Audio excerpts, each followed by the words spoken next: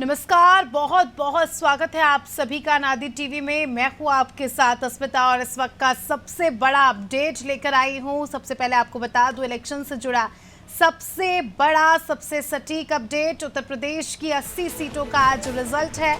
मोदी योगी के मंत्रियों की प्रतिष्ठा दांव पर लगी है। अखिलेश डिंपल की साख भी इस बार दांव पर लगी है। तो ये जो इस बार का चुनाव है, इसमें कई दिग्गज चुनावी मैदान में उतरे और अब आज का जो दिन है काफी ज्यादा महत्वपूर्ण है, क्योंकि आज रिजल्ट आने वाला है और ये रिजल्ट बताएगा कि जनता के दिल में क्या है। मोदी योगी के मंत्री भी आज जो है काफी ज्यादा, हम कह सकते हैं कि स्थिति काफी ज्यादा उनकी भी गंभीर होने वाली है, क्योंकि जो परिणाम आएंगे उसके हिसाब से उनका राजनीतिक करियर डिसाइड होगा। तो वहीं सपा की भी अगर बात करें तो परिवार के ही 5 लोग चुनावी मैदान में हैं, तो कहीं ना कहीं अपने आप में इस बार मुकाबला कड़ा देखने को मिला। अखिलेश यादव, डिंपल यादव चुनावी मैदान में है, तो ऐसे में सबकी नजरें इनकी सीटों पर भी है। 80 सीटों का रिजल्ट उत्तर प्रदेश लोकसभा का आ जाने वाला है। उत्तर प्रदेश जिसके लिए कहा जाता है कि दिल्ली का रास्ता यूपी से ही होकर गुजरता है, तो यूपी के दिल में क्या है यह आज स्पष्ट हो जाएगा। महज कुछ घंटों का इंतजार, उसके बाद एक एक सीट पर क्या कुछ परिणाम आ रहे हैं ये हम जानेंगे। क्या कुछ स्थितियां बन रही है, जीत हार का हम कह सकते हैं अंतर कितना है, ये भी हमें थोड़ी देर में स्पष्ट हो जाएगा।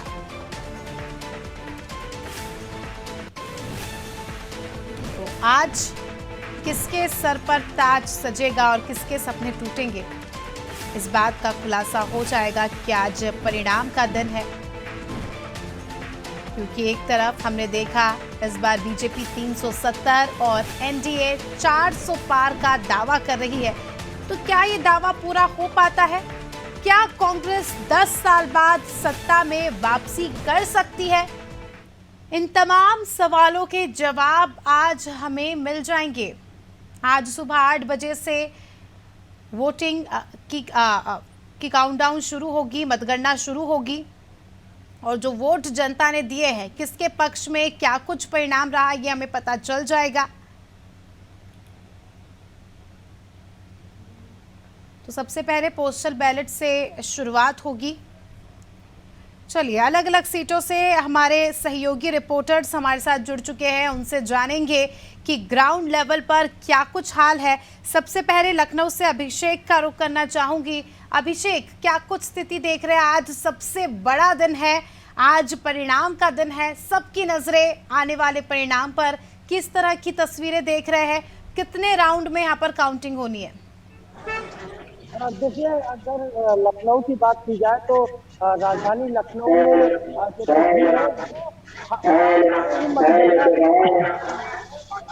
जिस किसी का भी माइक चालू, आप प्लीज म्यूट कर लीजिए, यहाँ पर आवाज आ रही है। ठीक है, मैं अपने रिपोर्टर से आग्रह करूंगी, जिसका भी माइक चालू है आप म्यूट कर लीजिए।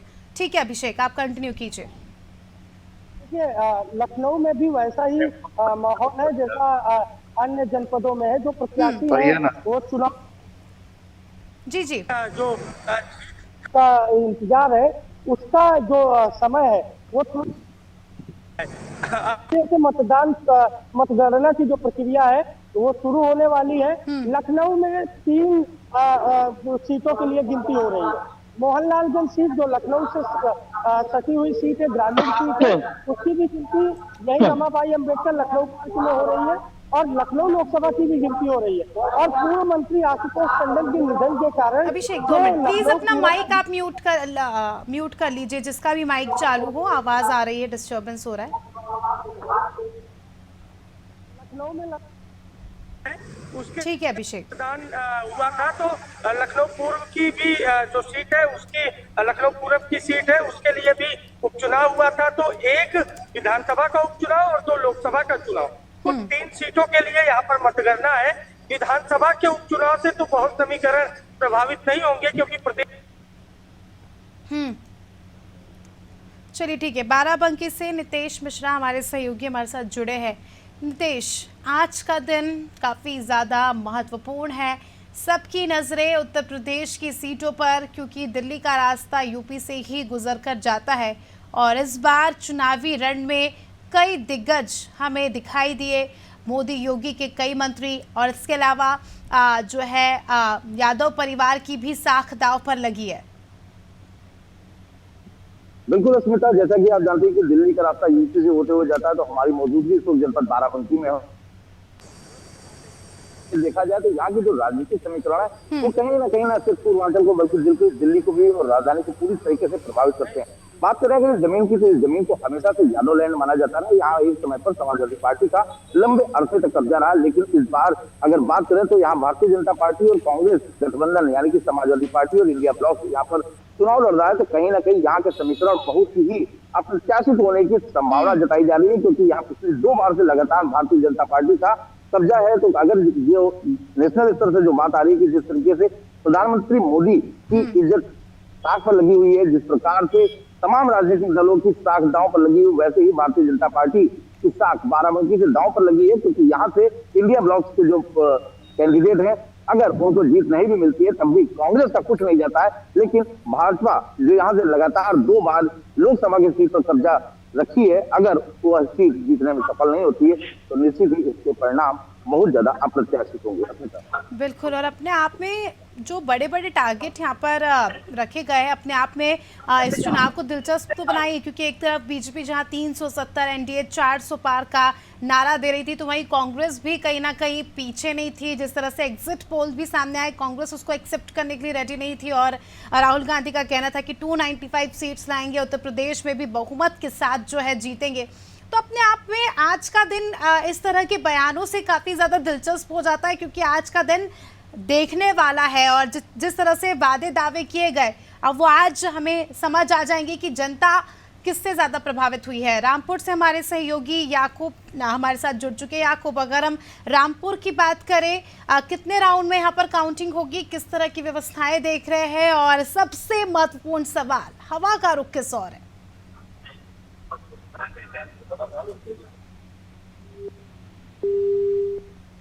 आपकी आवाज नहीं आ रही, आप अनम्यूट कर दीजिए अपना माइक। ठीक है, ठीक है जी अर्मिता, मैं आपको बता दूं, मैं यहाँ इस वक्त रामपुर में हूँ, मतगणना स्थल पर यहाँ पर मौजूद हूँ, और 8 बजे यहाँ पर जो है काउंटिंग शुरू हो जाएगी, मतगणना शुरू होगी। और यहाँ पर पुलिस प्रशासन जो है काफी मुस्तैदी रखा हुआ है, बड़े पुख्ता इंतजाम जो है पुलिस के यहाँ पर किए गए हैं। एसपी राजेश द्विवेदी ने यहाँ पर काफी सीओ यहाँ पर लगाए हैं। मौजूदा स्थिति में जो चारों तरफ 100 मीटर के दायरे में भी काफी पुलिस यहाँ पर लगी गई है। पूरी व्यवस्था जो है यहाँ पर बहुत अच्छे तरीके से की गई है। खुद यहाँ पर जो प्रभारी है यहाँ के जोगिंदर सिंह, जो यहाँ के निर्वाचन अधिकारी है, उन्होंने जो है प्रशासन को अलर्ट किया है कि किसी भी तरीके की यहाँ मतगणना स्थल पर कोई भी धांधलीबाजी नहीं होनी चाहिए। पुख्ता इंतजाम यहाँ पर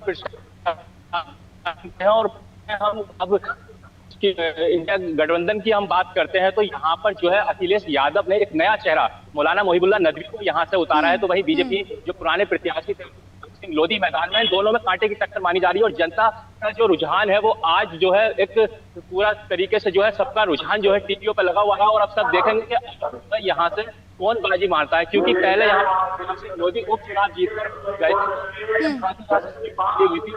जो है अखिलेश यादव ने अपना नया चेहरा यहाँ पर मौलाना लेकर आया। अब ऐसा ही होगा कि रामपुर की विश्वास जता रही है यहाँ पर जो है अखिलेश यादव को नए चेहरे को जिताने का काम करेगी, ताकि यहाँ पर बीजेपी के कैंडिडेट दोबारा से यहाँ पर जो है बाजी मारेंगे। अब ये देखने वाली बात होगी, अब तो आज जो है इसका पत्ते जो है ये क्लियर साफ हो जाएंगे कि यहाँ पर जो है कौन जीतता है और कौन हारता है। बिल्कुल, यादव परिवार की साख भी दांव पर लगी है, तो ऐसे में रामपुर का भी हम खासकर कह सकते हैं कि जो रिजल्ट है वो भी काफ़ी ज़्यादा मायने रखता है, और सबकी नज़रें भी इस सीट पर बनी हुई है। अमर प्रताप सिंह रायबरेली से हमारे साथ जुड़ चुके हैं, उनसे जानकारी लेंगे। रायबरेली की बात ना हो ऐसा हो ही नहीं सकता। अमर, अगर हम रायबरेली की बात करें, राहुल गांधी इस बार चुनावी मैदान में है।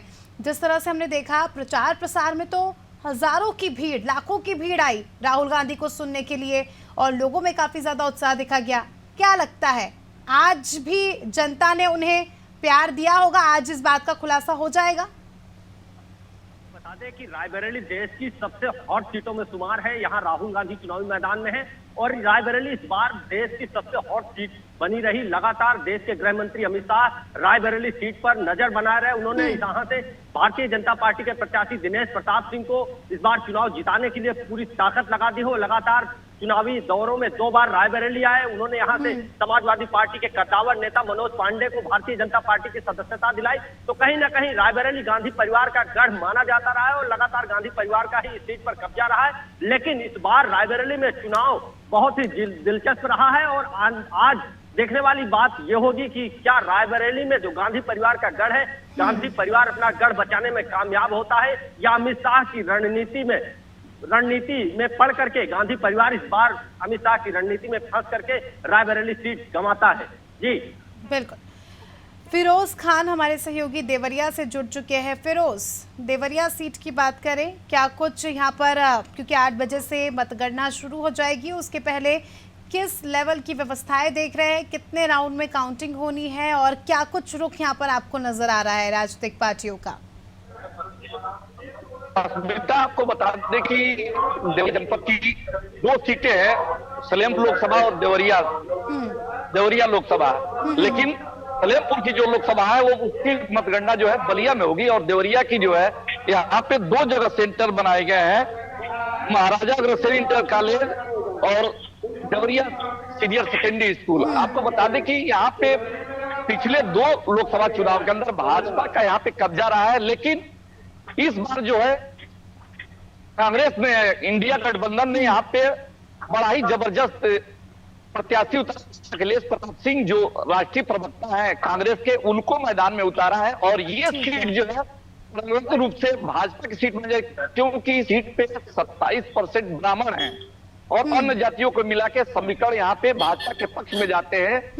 लेकिन इस बार काफी मेहनत करने के बाद भी इस बार समीकरण जो है वो बदलते नजर आ रहे हैं। ऐसे अनुमान लगा जा रहा है कि कांटे की टक्कर है और कुछ भी हो सकता है। और जहां तक सुरक्षा की बात है तो 33 यहाँ पे सुरक्षा व्यवस्था की गई है। 100 मीटर के अंदर जो है केंद्रीय बल के साथ राज्य पुलिस और स्थानीय पुलिस को लगाया गया है और जो लोग भी अंदर जा रहे हैं उनको बाकायदा चेक इन करके ही भेजा जा रहा है मतगणना स्थल पे। और आपको बता दें कि 6:30 बजे से पहले बैलेट पेपर की गिनती होगी, उसके बाद 7:30 बजे से 30 मिनट का ब्रेक होगा, 8 बजे से जो मेन मतगणना है वो शुरू होगी।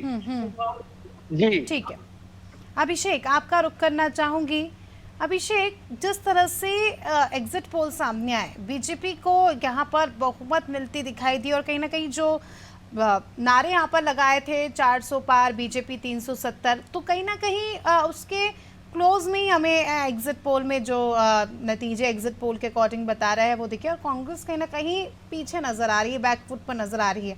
लेकिन राहुल गांधी का कहना है 295 सीटें जीतेंगे और जो एग्जिट पोल है वो एग्जैक्ट पोल साबित नहीं होगा। क्या लगता है, एग्जिट पोल एग्जैक्ट पोल साबित होगा या नहीं, या कुछ भी हो सकता है? देखिए, कुछ भी हो सकता है, इसकी संभावनाएं कम है।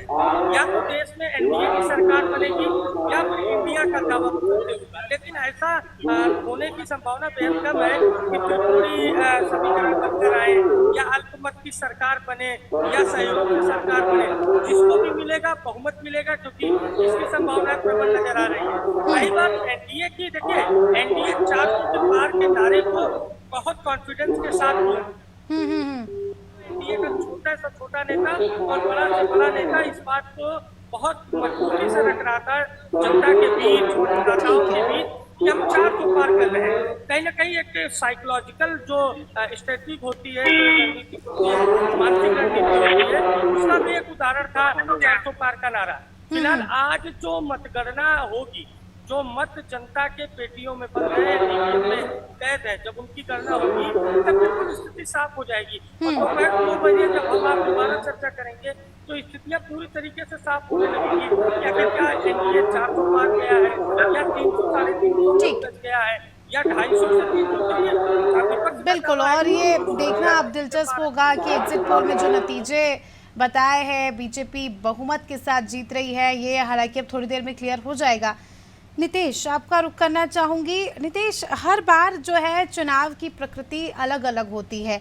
जहां पहले मुद्दों को देखकर वोट देने जाती थी जनता, मुद्दे हावी होते थे। बीते चुनाव में भी हमने देखे विकास का मुद्दा काफ़ी ज़्यादा हावी हुआ और वही एक ऐसा मुद्दा था जिसकी बदौलत दूसरी बार बीजेपी की सरकार बनी, प्रधानमंत्री नरेंद्र मोदी को प्रधानमंत्री बनने का दूसरी बार मौका मिला। लेकिन इस बार माहौल कुछ अलग है। इस बार मुद्दों से इतर होकर चेहरे को लेकर वोट दे रहे, प्रधानमंत्री के चेहरे पर वोट डालने पहुंचे थे लोग। ये बिल्कुल सही बात है कि जैसा कि न सिर्फ बाराबंकी की बल्कि उत्तर प्रदेश की अगर बात की जाए तो यहाँ पर कहीं ना कहीं लोगों के बीच स्थानीय मुद्दों की बात करती और डालने की बिना आती थी। इस समय उनका साफ तौर पर कहना था कि उनके सामने सिर्फ एक ही चेहरा नजर आता है और एक ही राजनीतिक दल का नजर आता है, तो जिससे जाकर डाल आता है। यहाँ पर एक बात तमाम जो पार्टियों वोट मांग रहे थे वो लगातार चिल्ला रहे थे, लेकिन जो बीजेपी का साइलेंट वोटर था वो कहीं ना कहीं कमाल करेगा। तो लगातार बातें उठ रही है। भारतीय जनता पार्टी जहां लगातार इसकी बात शुरू कर दी है कि हम सरकार बनाने जा रहे हैं, प्रधानमंत्री मोदी लगातार मीटिंग कर रहे हैं, तमाम नेतागढ़ लगातार मिठाइयों के ऑर्डर दे रहे हैं। कहीं ना कहीं मौसम भी अगर बात करें तो मतगणना कार्मिकों के लिए और राजनेताओं के क्योंकि अगर बात करें तो 2 मिनट मैं आपको रोकना चाहूंगी नितेश। जिस किसी का भी माइक चालू हो प्लीज म्यूट कर लीजिए, काफी ज्यादा डिस्टर्बेंस हो रहा है। ठीक है नितेश, आप अपनी बात कंटिन्यू कीजिए। जी, तो आप देखिए मौसम भी कहीं ना कहीं मतगणना कर्मियों और तमाम राजनेताओं को मौसम अनुकूल हो गया है। अगर आप बात करें तो बहराइच में बारिश की सूचना मिल रही है। आप देख सकते हैं बाराबंकी लोकसभा 53 क्षेत्र है। यहाँ की मतगणना नवीन मंडी स्थल पर होती है और यहाँ पर त्रिस्तरीय सुरक्षा व्यवस्था की गई है। अगर बात करें मतगणना कार्मिकों के पास यहाँ पर सेंट्रल एजेंसी तैनात की गई है, भारी संख्या में पुलिस फोर्स तैनात किए गए, तमाम सेक्टर मजिस्ट्रेटों की यहाँ पर जिम्मेदारी दी गई है, सिटिंग मजिस्ट्रेट भी यहाँ पर तैनात। और ये त्रिस्तरीय सुरक्षा चक्र आप देख सकते हैं कि आप हमारे कैमरे के माध्यम से कि यहाँ पर जो कोई भी आता है जिनके पास सिर्फ पास है उन्हें यहाँ पर आने जाने दिया जाएगा। मतगणना स्थल के 100 मीटर के आसपास किसी भी प्रकार के वाहन की अनुमति नहीं होगी, किसी भी प्रकार के इलेक्ट्रॉनिक वस्तुओं के आने जाने की अनुमति नहीं होगी। मीडिया कर्मियों के लिए अलग स्थान बनाया गया है और साथ ही जो भी मतगणना कार्मिक है उनके लिए अलग स्थान बनाया गया। तो जो भी सुचारू रूप से व्यवस्थाएं चुनाव आयोग के द्वारा लगातार निर्देश दिए गए उसका बाराबंकी जनपद में यहाँ पर होता हुआ दिखाई पड़ रहा है। बात करें जिला निर्वाचन अधिकारी सतीश कुमार झा की तो लगातार यहाँ पर मुस्तैद रखे कप्तान दिनेश सिंह और लगातार मुस्तैद रखे न सिर्फ सुरक्षा व्यवस्था का बल्कि अन्य व्यवस्थाओं का लगातार जायजा लेते रहे। तो कुल मिलाकर यहाँ पर जो भी व्यवस्थाएं दी गई हैं वो चुनाव आयोग के निर्देशों के क्रम में दी गई है और जिसका अच्छा अनुपालन होते हुए दिखाई पड़ रहा है। आप हमारे पीछे देख सकते हैं कि तमाम राजनीतिक दलों के जो भी यहाँ पे एजेंट है, जो भी मतगणना कार्मिक है वो लगातार वहां पर पहुंच रहे हैं। 8 बजे से मतगणना शुरू हो जाएगी और कहीं ना कहीं 9, साढ़े 9, 10 बजे के आसपास पहला रुझान मिल जाएगा और पहला ही रुझान अस्मिता कहीं ना कहीं ये बता देगा कि देश का मूड क्या होगा। अस्मिता बिल्कुल, अब ये देखना दिलचस्प होगा और पहला रुझान ही अपने आप में काफ़ी ज़्यादा बातें क्लियर कर देगा। लेकिन इंतज़ार करना होगा क्योंकि कभी भी कुछ भी हो सकता है और पल पल के अपडेट के लिए अनादि टीवी की टीम मौजूद है ही और आपकी सीट पर क्या कुछ हाल है हम आपको बताते रहेंगे। फिलहाल इस बुलेटिन में इतना ही, जल्द ही हाजिर होंगे नई अपडेट्स के साथ और क्या कुछ परिणाम आते हैं क्योंकि अलग अलग राउंड में काउंटिंग होती है और अलग अलग राउंड में किस हिसाब से रिजल्ट सामने आते हैं ये आपको बताएंगे। फिलहाल दीजिए मैं इजाज़त, देखते रहिए अनादि टीवी। नमस्कार।